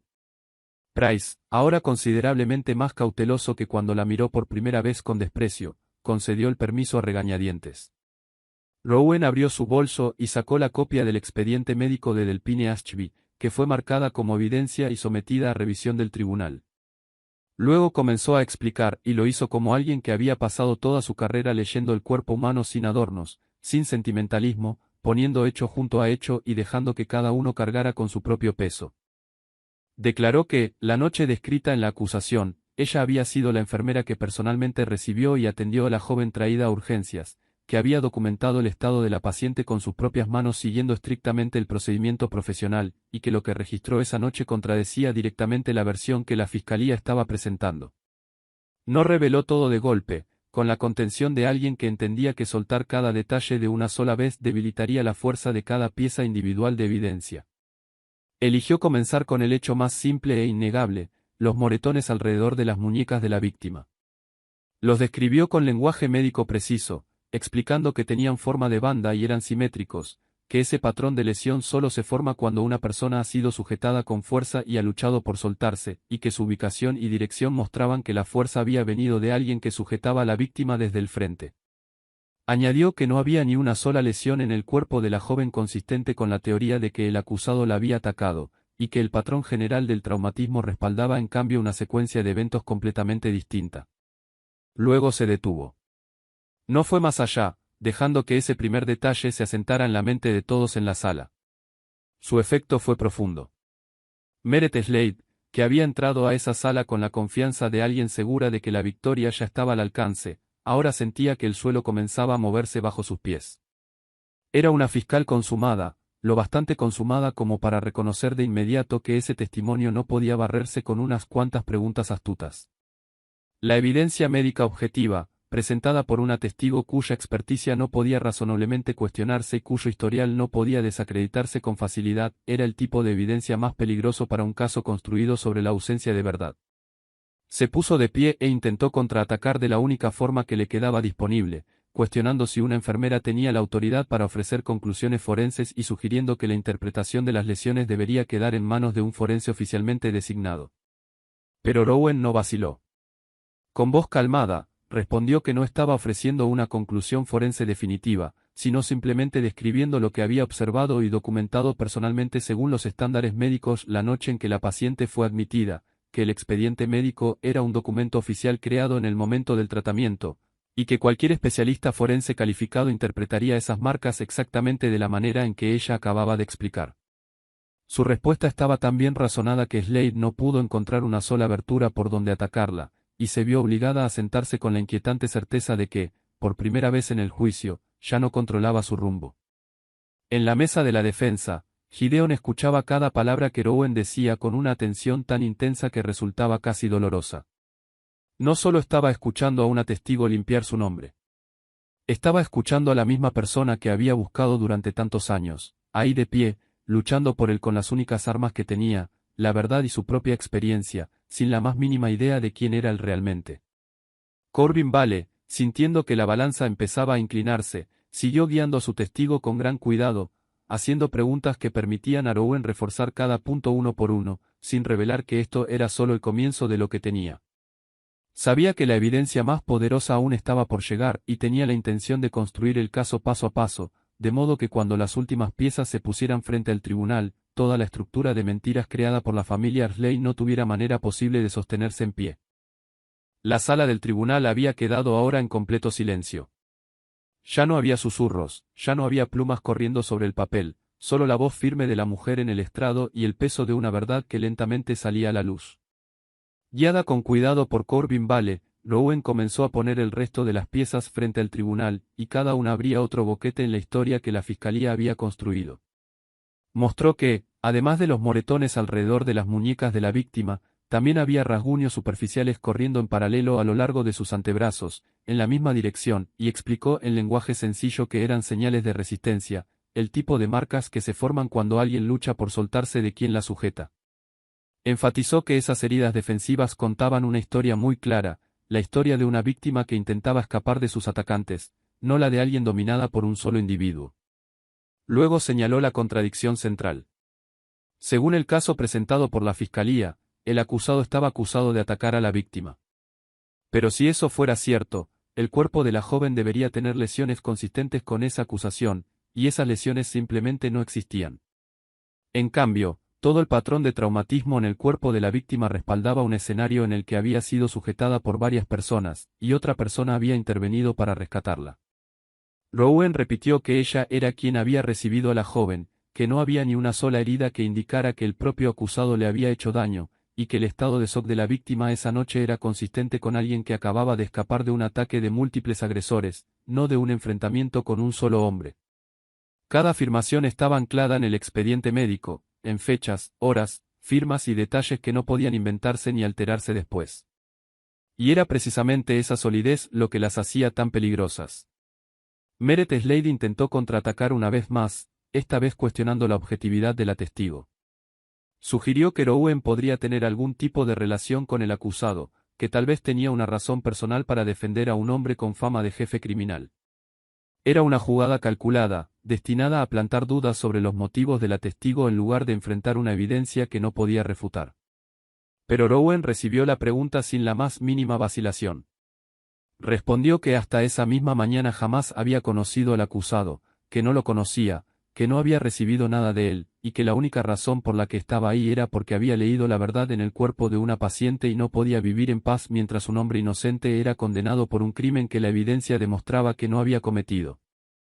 Añadió, con la voz todavía calmada pero cargando un peso que silenció la sala, que había considerado con mucho cuidado el costo de dar la cara, y que si tenía algún motivo, era solo el que compartía cualquiera que trabajara en medicina, no darle la espalda a la verdad. Esa respuesta cerró el camino que Slade había intentado abrir, y la fiscal se dio cuenta de que cada intento de desacreditar a la testigo solo la hacía parecer más creíble ante los ojos de la sala. Pero el bando de los Arsley no estaba dispuesto a rendirse fácilmente. En la última fila, otro abogado del equipo de Meredith Slade, un hombre que claramente representaba los intereses detrás del caso, le pasó una nota, y Slade se puso de pie con una nueva línea de ataque. Le pidió al tribunal que considerara la posibilidad de que la copia del expediente médico hubiera sido alterada, sugiriendo que su autenticidad debía investigarse antes de aceptarla como evidencia, una táctica pensada para retrasar el proceso y sembrar sospecha. Era una jugada astuta, porque si el tribunal accedía a posponer el asunto para examinar el documento, el bando de los Arley ganaría tiempo para encontrar una forma de neutralizar a la testigo. Corbin Bale se levantó de inmediato en objeción, señalando que la copia podía compararse al instante con el registro original conservado en el sistema electrónico del hospital, que cada entrada médica llevaba una marca de tiempo que no podía alterarse, y que cualquier duda sobre autenticidad podía resolverse con una simple orden judicial que exigiera al hospital producir el original. La respuesta de Bale cerró la ruta que Slade acababa de abrir, porque entendía que la existencia de un original innegable era precisamente lo que hacía que la evidencia de Rowan fuera imposible de penetrar. La tensión en la sala llegó a su punto más alto, con los dos equipos legales enfrentándose directamente, mientras Oberyn Price permanecía entre ellos y empezaba a entender que este caso, que parecía prácticamente decidido, se le estaba escapando de la forma en que alguien había intentado imponerle. Miró la copia del expediente médico frente a él, luego a la mujer erguida en el estrado, y por primera vez en todo el juicio, una pregunta incómoda empezó a formarse en su mente, si él mismo había sido usado para darle legitimidad legal a una mentira. Ante el peso de la evidencia y la aguda objeción de Corbin Bale, Oberyn Price se vio obligado a decretar un receso mientras consideraba la solicitud de examinar el documento. Y fue durante esa breve pausa que las verdaderas piezas de toda la conspiración empezaron a salir a la luz de una forma que nadie en la sala podría haber anticipado. Mientras la gente salía al pasillo, Tobias Reyes, que había permanecido en silencio en la última fila durante todo el proceso, observando cada desarrollo en nombre de su jefe detenido, se acercó a Corbin Bale y le susurró algo que le drenó el color al rostro del abogado. Durante los últimos días, la gente de Gideon había estado investigando en silencio, y acababan de descubrir que este caso no era simplemente el resultado de un encuentro casual en el puerto. Beston Arsley no había señalado a Gideon Falcone solo porque lo humillaron aquella noche fatídica. Ese odio venía cocinándose desde hacía mucho tiempo. Resultó que la familia Arsley, bajo la apariencia pulida de sus glamorosos proyectos inmobiliarios, llevaba años tratando de tomar control del distrito portuario del sur de la ciudad, la misma zona que Gideon había protegido en silencio de quienes querían convertirla en una base para las operaciones sucias que él despreciaba. Gideon había obstaculizado repetidamente los tratos corruptos de los Arsley, se había interpuesto entre ellos y todo lo que deseaban, y Beston, el heredero arrogante al que su padre siempre había consentido, cargaba rencor desde entonces. El encuentro en el puerto no fue el inicio de su enemistad. Fue simplemente la excusa perfecta que Beston había estado esperando para finalmente destruir al hombre que siempre se había interpuesto en su camino, y la había explotado sin piedad, convirtiendo el acto de rescate de Gideon en una soga. Pero eso no fue lo más espantoso que Tobias reveló. Lo que le heló la sangre a Corbin Bale fue descubrir que había un informante interno. El hecho de que el bando de los Arsley supiera exactamente a qué testigo había que silenciar, supiera dónde estaba el cuchillo para hacerlo desaparecer, y conociera detalles que solo deberían haber estado disponibles para quienes participaban directamente en el caso, demostraba que alguien muy cercano estaba alimentándolos con información. Y ahora que Rowan había aparecido sin previo aviso y había hecho añicos todos sus cálculos, era casi seguro que ese informante ya había alertado a la familia Arsley de la nueva amenaza. Lo que hacía la situación aún más inquietante era que Tobias no podía decir con certeza quién era el informante. Solo sabía que la filtración venía de algún lugar muy cerca del centro del caso, tan cerca que ni siquiera los que parecían más confiables podían descartarse. Y eso significaba que cualquiera que saliera del tribunal ese día para proteger a Rowan podría, sin saberlo, llevar al enemigo directo hasta ella. Ese temor se confirmó apenas minutos después, de una manera que pareció congelarle la sangre a Corbin Bale. Tobias le mostró un mensaje que su gente acababa de interceptar, uno que mencionaba a Rowan Fisher por nombre, daba la dirección de su apartamento, y hablaba de la necesidad de resolver el problema antes de que el juicio se reanudara. La gente de la familia Arsley ya había descubierto quién era ella, sabía dónde vivía, y claramente se preparaba para hacer algo que le impidiera terminar su testimonio. La pobre enfermera había entendido que dar la cara la pondría en peligro, pero ni siquiera ella había imaginado que la amenaza se volvería tan inmediata y tan específica. Mientras el juicio seguía en curso, Corbin Bale miró hacia Rowan, quien estaba sola junto a una ventana al final del pasillo, tomando un poco de agua y tratando de recuperar algo de fuerza antes de volver a la sala, completamente ajena a que su nombre acababa de aparecer en un mensaje que llevaba la sombra de la muerte.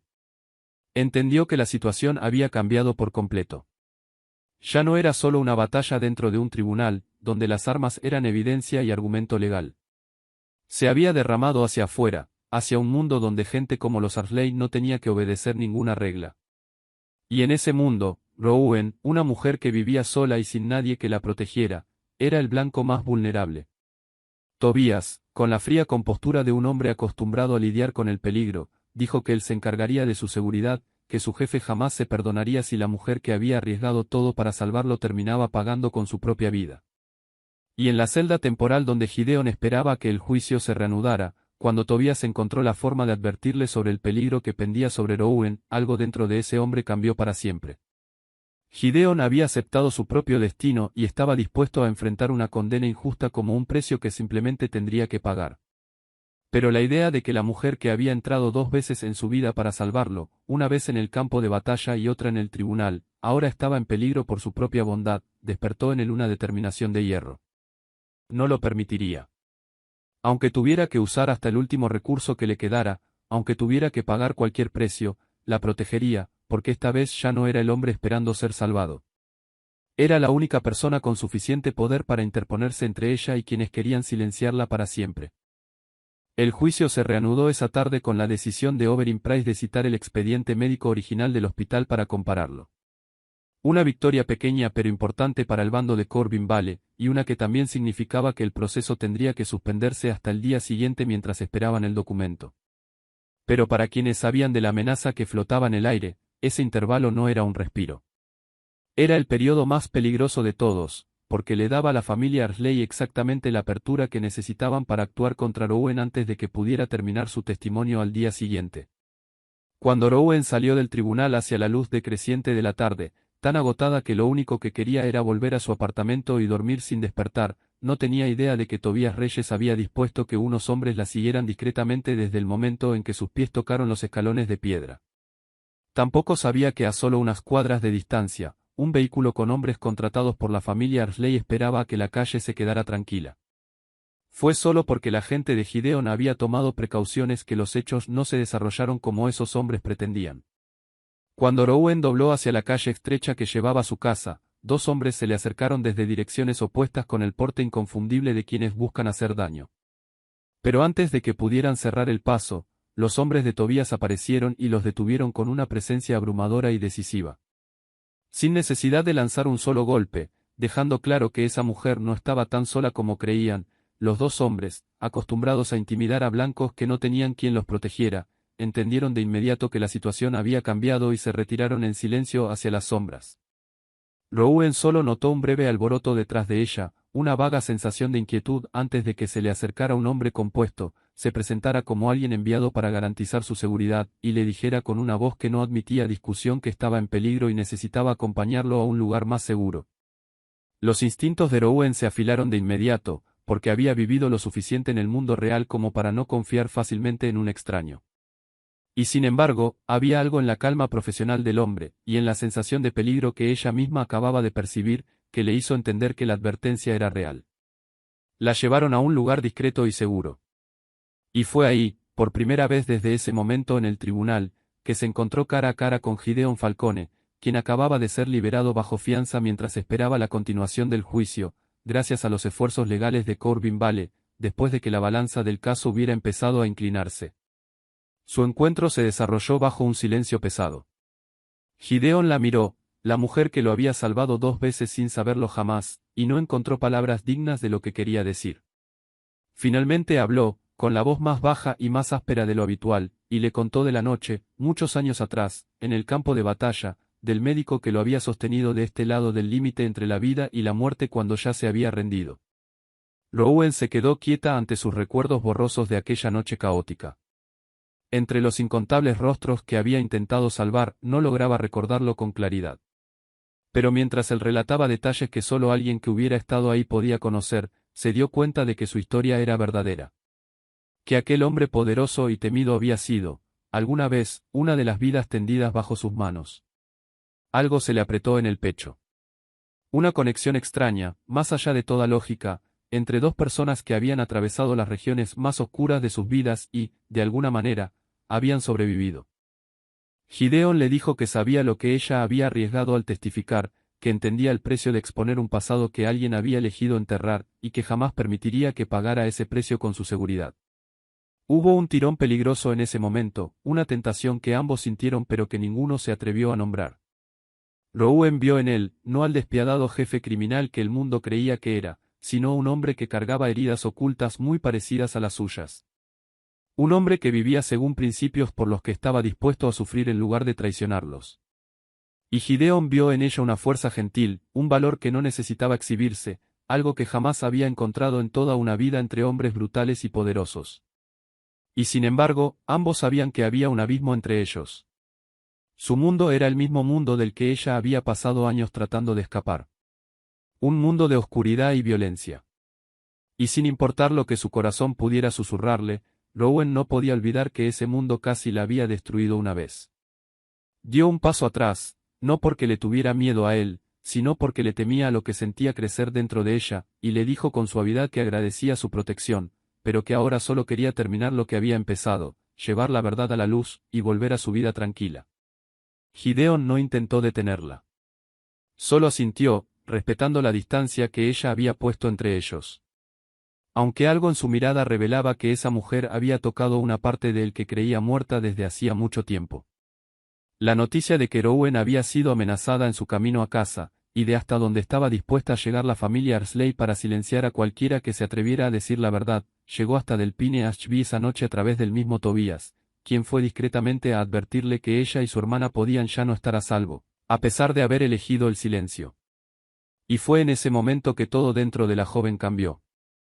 Durante días, Delphine se había convencido de que el silencio era la única forma de proteger a Wynne, que si simplemente se callaba, la pesadilla pasaría, y las dos hermanas quedarían en paz. Pero ahora entendía una verdad amarga, con gente como los Arsley, su silencio no compraba seguridad. Solo la convertía en un peón que podían controlar para siempre. Pensó en la mujer que se había sentado junto a su cama aquella terrible noche, la mujer que no la había cuestionado ni juzgado, que simplemente se había quedado el tiempo suficiente para que Delphine supiera que no estaba sola, y que ahora arriesgaba su propia vida para decir la verdad en su lugar. Pensó en el hombre que la había salvado en el puerto y que ahora estaba siendo acusado por el mismísimo acto de bondad que había cometido. Y se dio cuenta de que, si seguía en silencio, no solo los estaría traicionando a ellos. También le estaría enseñando a su hermana de 17 años una lección terrible y falsa, que cuando el mal se vuelve lo bastante poderoso, lo único que puede hacer la gente común es agachar la cabeza. Esa noche, Wynne, que había sentido el miedo pesando sobre su hermana durante días sin entender la causa, rodeó a Delphine con los brazos y le dijo que, pasara lo que pasara, quería que las dos pudieran mantener la cabeza en alto, que no quería pasar su vida huyendo solo porque otra persona fuera más rica y más cruel. Fueron las palabras de su hermana menor las que le dieron a Delphine la última medida de valor que le faltaba. A la mañana siguiente, cuando el juicio se reanudó y el expediente médico original coincidió perfectamente con la copia que Rowan había presentado, cerrando el último camino que la fiscalía podría haber usado para negarlo, un impacto recorrió la sala cuando Corbin Vale anunció que la víctima del caso, la joven que se había negado a hablar hasta entonces, estaba lista para testificar. Delphine caminó hacia el estrado con las piernas temblando, el rostro mortalmente pálido, pero con los ojos cargados de una determinación que no había estado ahí los días anteriores. En la galería, Wynne estaba sentada con ambas manos fuertemente entrelazadas, asintiéndole a su hermana como un punto fijo de apoyo, y Delphine comenzó a hablar. Contó la verdad sobre aquella noche, contó cómo había sido arrinconada y sujetada por sus atacantes, cómo un hombre había salido de la oscuridad y los había detenido, y cómo ese hombre era el acusado sentado frente a ella, la persona que la había salvado y que jamás le había hecho daño. La voz se le quebró cuando llegó a la parte de los hombres de traje que habían ido a verla, que habían mencionado a su hermana, que la habían asustado tanto que había elegido traicionar al mismísimo hombre que la había salvado. Se volvió hacia Gideon y, entre lágrimas, le dijo que lo sentía, que había sido una cobarde, que había dejado que el miedo la convirtiera en un arma para la gente que quería destruirlo. Toda la sala quedó en silencio bajo una emoción demasiado profunda para describir. Muchas personas en la galería no pudieron contener las lágrimas, e incluso los reporteros más curtidos dejaron de escribir y simplemente miraron. Meret Slade permaneció inmóvil en la mesa de la fiscalía, y por primera vez en su carrera se dio cuenta de que el caso que había perseguido no solo estaba equivocado ante la ley, sino que era una injusticia monstruosa que, sin saberlo, había ayudado a llevar adelante. El testimonio de Delphine, sumado a la evidencia médica innegable de Rowan y la confirmación del coronel Beckett Shaw sobre la identidad y el carácter de Rowan, inclinó por completo la balanza del juicio hacia un solo lado. Ya no quedaba espacio para la duda, ninguna abertura por la que la historia falsa creada por la familia Arsley pudiera sobrevivir. Oberyn Price, en lo alto del estrado, miró hacia abajo a la joven que lloraba en el estrado, luego a la mujer con el uniforme de enfermera manchado a la que él mismo había humillado apenas el día anterior, y una sensación pesada empezó a sentarse en él. La sensación de un hombre poderoso que de pronto entendía lo cerca que había estado de convertirse en instrumento de algo indeciblemente malvado. Gideon Falcone, que había vivido toda su vida sin permitirse parecer débil ante nadie, se sentó a escuchar la disculpa de la joven a la que había salvado. Y solo negó suavemente con la cabeza, indicándole que no tenía nada que disculpar, que su miedo había sido humano, y que el valor que había mostrado ese día borraba todo lo demás. Cuando Delpine bajó del estrado, con las piernas todavía temblando, sus ojos buscaron a Rowan por toda la sala. Y en el momento en que las dos mujeres se miraron, no hicieron falta palabras.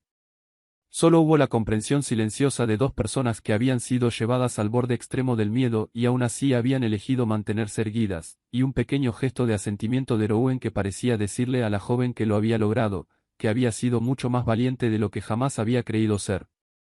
En ese momento, entre las lágrimas y la verdad que finalmente había sido dicha en voz alta, todos en la sala entendieron que la justicia, que parecía enterrada bajo el dinero y el poder, por fin había encontrado el camino de regreso. Después del testimonio de Delpine, la sala se hundió en un pesado silencio, y todas las miradas se volvieron hacia Oberyn Price, que ahora tenía que enfrentar las consecuencias de los prejuicios que había cargado durante todos los años que había ocupado ese asiento de poder. Permaneció quieto durante largo rato, una mano apoyada sobre el expediente del caso, y en ese silencio, quienes lo observaban podían ver una lucha teniendo lugar dentro de él. Durante 19 años se había enorgullecido de su capacidad para juzgar a la gente, creyendo que una sola mirada a la apariencia de alguien bastaba para revelar su verdadera naturaleza. Fue precisamente ese orgullo el que lo había llevado a humillar a una mujer con el uniforme de enfermera manchado, a llamar insulto su presencia en su sala, cuando ella había sido la única persona en esa sala que cargaba la verdad. Ahora, con la evidencia expuesta y el testimonio de la víctima pronunciado en voz alta, se veía obligado a mirar directo a su propio error. Y para un hombre acostumbrado a ser respetado, eso no era fácil. Y sin embargo, a pesar de sus muchos defectos, Oberyn Price todavía conservaba una virtud importante, un profundo respeto por la ley a la que había servido toda su vida. Y al final, ese respeto prevaleció. Golpeó el mazo, y con voz más baja de lo habitual, comenzó a dictar su fallo. Declaró que, con base en toda la evidencia presentada, incluido el expediente médico autenticado, el testimonio de la testigo médica calificada, y el relato directo de la víctima, el tribunal encontraba que el caso contra el acusado había sido construido sobre evidencia falsificada y acusaciones sin fundamento. Ordenó que se retirara de inmediato todo cargo contra Gideon Falcone. En el momento en que se pronunciaron esas palabras, una ola de ruido estalló en la sala, respiros de alivio, conversaciones apresuradas, y el furioso rasgueo de las plumas de los reporteros sobre el papel. Pero Price no había terminado. Con la expresión severa de un hombre decidido a corregir el error de la forma más completa posible, declaró que las graves inconsistencias en el expediente del caso, incluida la desaparición de evidencia física y las señales de que se había amenazado a testigos, requerían una investigación completa. Ordenó que todo el asunto se remitiera a las autoridades correspondientes para una investigación por obstrucción de la justicia, falsificación de registros oficiales, e intimidación de testigos. Y declaró, nombrándolos, que la investigación examinaría el papel de cada persona involucrada en fabricar el caso, incluidos quienes llevaban el apellido Arsley. Pronunció esas palabras con la cautela medida de un hombre que entendía el peso de cada sílaba que pronunciaba, pero su significado no podía confundirse. El imperio que la familia Arsley había usado para torcer la justicia empezaba a temblar desde sus cimientos. En las últimas filas, los rostros de quienes representaban los intereses de la familia Arsley se ensombrecieron, porque entendían que, una vez que la maquinaria de la ley se volviera contra ellos, ni siquiera el dinero ni la influencia bastarían para protegerlos. Y sin embargo, el momento más notable del juicio llegó después de que Price dictara su fallo. Le pidió a Rowan Fisher que se acercara al estrado, y ante toda la sala, hizo algo que un hombre orgulloso como él rara vez hacía. Se disculpó con ella. Dijo que había permitido que la apariencia externa engañara su juicio, que la había tratado con desprecio cuando merecía respeto, y que sin su valor, su sala se habría convertido en el lugar donde se sellaba una injusticia en lugar del lugar donde comenzaba la justicia. La disculpa llegó sin las cuidadosas excusas que la gente suele usar para suavizar su responsabilidad. Fue directa y sin adornos, y esa honestidad fue lo que la hizo sincera. Rowan escuchó, y no respondió diciendo que estaba bien, porque no había estado bien. Solo asintió, aceptando su disculpa con la compostura de alguien que entendía que admitir la culpa suele ser lo más difícil que puede hacer una persona poderosa. No necesitaba que él se arrodillara ni se atormentara con remordimiento. Solo necesitaba que viera lo que debió haber visto desde el principio, que el valor de una persona no lo determina la ropa que lleva ni las circunstancias que carga. En la mesa de la defensa, Gideon Falcone se levantó lentamente, y mientras le retiraban las últimas restricciones legales, su mirada no buscó al juez que le había devuelto la libertad, ni a la gente cuya conspiración para destruirlo acababa de fracasar. Su mirada encontró a la mujer que permanecía en silencio junto al estrado. La mujer que había entrado a ese tribunal con ropa manchada y un abrigo viejo, y había logrado por él lo que ni su poder ni su fortuna habían podido lograr en su nombre. Y en ese momento, dentro de una sala donde la justicia finalmente había prevalecido, una sensación de alivio se extendió por toda la sala, no el alivio fácil de una victoria caída del cielo, sino el alivio solemne de una victoria comprada con valor, con miedo superado, y con el precio que cada persona involucrada había tenido que pagar para que la verdad finalmente pudiera escucharse. Las semanas después del juicio estuvieron lejos de ser tranquilas, porque la exoneración de un hombre inocente era solo el comienzo, no el final de todo. La investigación puesta en marcha por Oberyn Price comenzó a rastrear los hilos que llevaban de vuelta a la familia Arsley.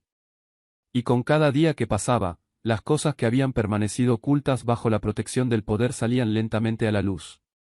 Y sin embargo, en medio de todo ese revuelo, lo que más le preocupaba a Rowan no era el destino de quienes habían intentado destruir a un hombre inocente, sino el hombre al que había salvado. Gideon Falcone fue a verla unos días después del juicio, no con el porte de un poderoso jefe del crimen, sino como un hombre ordinario, cargando demasiadas cosas sin decir.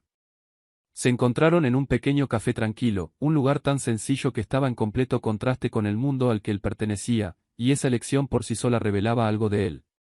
Gideon le dijo que había pasado toda su vida creyendo que no merecía ser salvado, que el hombre en el que se había convertido era el resultado inevitable de decisiones que no podían deshacerse. Pero que la aparición de ella, 2 veces, en los 2 momentos más oscuros de su vida, lo había obligado a reconsiderarlo. Admitió que el mundo que gobernaba, sin importar cuánto hubiera intentado dirigirlo según sus propios principios, seguía siendo un mundo de oscuridad, y que no quería arrastrarla a él. Rowan escuchó, y fue honesta con él de la misma manera en que siempre había sido honesta con sus pacientes. Le dijo que le temía a su mundo, no a él, sino a lo que ese mundo representaba, porque ella ya había atravesado una oscuridad propia y había sacrificado demasiado para escapar de ella. Por primera vez, le contó a alguien sobre aquella noche en el campo de batalla que la había cambiado para siempre, sobre los rostros que no había podido salvar, sobre por qué había elegido una vida pequeña e invisible al dejar el ejército.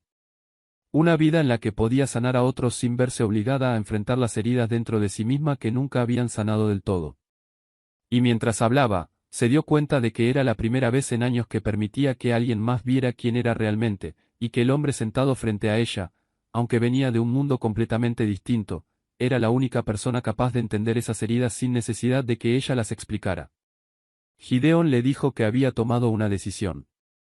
Comenzaría a retirarse del mundo criminal que había construido, usaría la influencia que le quedaba para desmantelarlo de forma responsable en lugar de dejarlo continuar, y le daría al distrito portuario que alguna vez había protegido la oportunidad de un futuro más limpio. Dijo que no lo hacía a cambio de su cariño, porque jamás quería que ella sintiera que le debía algo. Lo hacía porque ella le había demostrado que el hombre que alguna vez había sido, la parte del que todavía sabía defender a los indefensos, no estaba completamente muerta.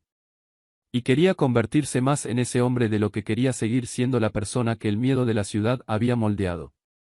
Rowan no respondió de inmediato. No era el tipo de mujer que entregaba su corazón con prisa, y entendía que los sentimientos que crecían entre ellos, por más reales que fueran, necesitaban tiempo y un cambio genuino antes de poder florecer de verdad. Pero tampoco negó lo que existía entre ellos. Admitió que sentía la conexión, que en él veía un reflejo. Le dijo que si de verdad quería cambiar, ella estaba dispuesta a dejar que las cosas se dieran a su propio ritmo, sin promesas, sin prisa, simplemente como dos personas caminando lado a lado y descubriendo hacia dónde podía llevarlas el camino.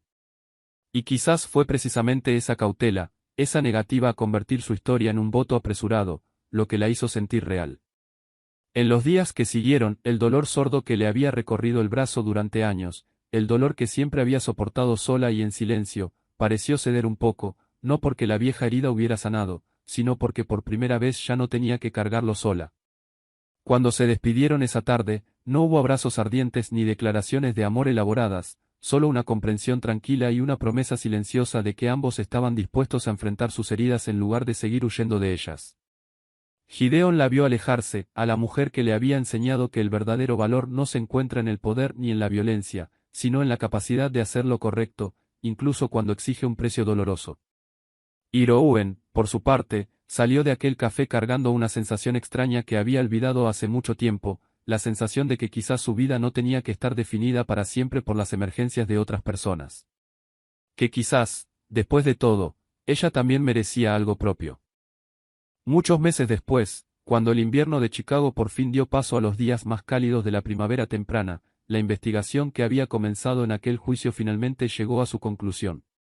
La evidencia de registros falsificados, pruebas físicas desaparecidas y testigos amenazados salió gradualmente a la luz de la ley, y tanto el congresista Roderick Arley como su hijo Beston se vieron obligados a enfrentar cargos graves que, esta vez, ningún dinero ni influencia pudo borrar.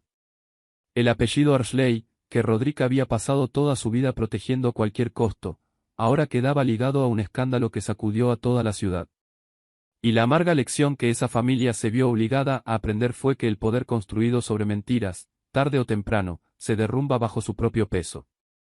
También descubrieron y responsabilizaron al informante que en secreto les había pasado información, cerrando el último hilo de una conspiración que alguna vez pareció imposible de exponer. En cuanto a Gideon Falcone, cumplió su promesa. Comenzó a retirarse del mundo criminal de forma silenciosa y responsable, desmantelando pieza por pieza el imperio que había construido, y usando la influencia y los recursos que aún tenía en sus manos para invertir en transformar el distrito del Puerto Sur en un lugar más limpio, que ofreciera trabajo honesto a personas que alguna vez habían vivido al margen de la sociedad. No se convirtió en un santo de la noche a la mañana, porque el cambio verdadero nunca sucede así, pero se convirtió en un hombre que vivía de manera más honesta, según la bondad que Rowan le había ayudado a redescubrir dentro de sí mismo. Rowan, aunque su vida había cambiado, siguió siendo fiel a quien era. El coronel Beckett Chow, profundamente impresionado por su valor y su talento, le ofreció abrirle una nueva puerta, un puesto enseñando medicina de emergencia en un entorno militar, una oportunidad mucho más prestigiosa y estable que los agotadores turnos nocturnos en urgencias. Pero después de pensarlo con cuidado, Rowan lo rechazó amablemente. Le dijo que su lugar estaba junto a los pacientes que más la necesitaban, la gente sin nombre que cruzaba las puertas de urgencias a las 3 de la madrugada, los que no tenían a nadie más dispuesto a quedarse junto a su cama y sostenerles la mano. Eligió seguir siendo ella misma, la enfermera que pagaba una vieja deuda con cada turno que trabajaba. Y esa elección lo decía todo sobre quién era ella. La deuda médica de su madre se resolvió finalmente, en parte gracias a la ayuda discreta y considerada que Gideon organizó de una manera que nunca hizo que Rowan se sintiera en deuda con él. Y por primera vez en años, su vida comenzó a tener espacio para algo más allá de las emergencias de los demás. Su relación con Gideon fue creciendo a su propio ritmo, sin prisa y sin ostentación, como dos personas que cargaban heridas ocultas aprendiendo a sanar juntas. Delphine y Wynne, finalmente libres de la sombra del miedo, comenzaron de nuevo sus vidas. Y Delphine solía decir que la mujer que se había sentado junto a su cama aquella noche terrible le había enseñado la lección más importante de su vida, que la bondad y el valor, por más silenciosos que sean, pueden cambiar todo un destino. Y quizás eso es lo que esta historia estaba destinada a dejarnos a cada uno de nosotros. Juzgamos a la gente con demasiada frecuencia por su apariencia externa, por la ropa que lleva, por las circunstancias que carga, olvidando que detrás de cada persona que parece ordinaria puede haber toda una historia de sacrificio, valor y heridas que aún no han sanado. El juez vio un uniforme de enfermera manchado y creyó entender todo sobre la mujer que lo llevaba en cuestión de segundos. Toda la ciudad vio a un jefe del crimen y creyó que no podía ser capaz de un acto de bondad. Todos estaban equivocados. No porque le faltara información, sino porque dejaron de mirar en el momento en que creyeron que ya sabían. La lección es simple, pero profunda. Cada persona que encontramos merece respeto, y merece ser escuchada antes de ser juzgada. Y a veces, la persona que carga la mayor fuerza y compasión es precisamente aquella a la que la sociedad ha sido más rápida en descartar. Pasamos junto a personas como Rowan todos los días. Personas que cargan en silencio pesos que no podemos ver. Que eligen en silencio hacer lo correcto cuando nadie las está mirando. Lo mínimo que podemos hacer es no cerrarles el corazón antes de darles la oportunidad de hablar. Si esta historia te tocó el corazón, por favor deja un comentario y comparte lo que sentiste, porque de verdad queremos saber qué despertó esta historia en ti y que te recordó de tu propia vida. No olvides darle like a este vídeo, compartirlo con la gente que quieres, y suscribirte a nuestro canal para escuchar más historias significativas y conmovedoras cada día. Gracias por tomarte el tiempo de quedarte con nosotros hasta estas últimas líneas.